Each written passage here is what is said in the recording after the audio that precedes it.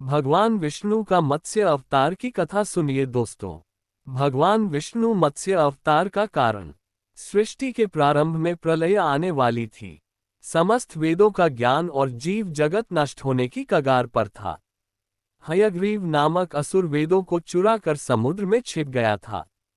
धर्म, ज्ञान और सृष्टि की रक्षा हेतु भगवान विष्णु ने मत्स्य मछली अवतार लिया।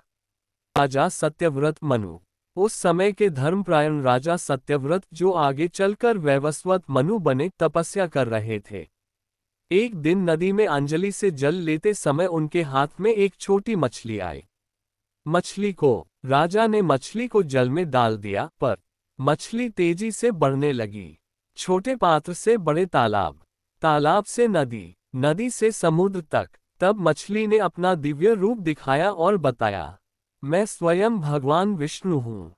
प्रलय की भविष्यवाणी की। भगवान ने राजा सत्यव्रत से कहा, 7 दिनों में महाप्रलय आएगा। एक विशाल नौक बनाओ, उसमें सप्तऋषियों को, समस्त प्राणियों के जोड़े, औषधियां, बीज, वेदों का ज्ञान, धर्म के बीज को सुरक्षित रखो। नौक और मत्स्य रूप में। प्रलय आने पर चारों ओर केवल जल ही जल। नौक डगमगाने लगी। तब भगवान विशाल मत्स्य रूप में प्रकट हुए। उनके सींग से वासुकी नाग को रस्सी की तरह बांधकर नौक को सुरक्षित रखा।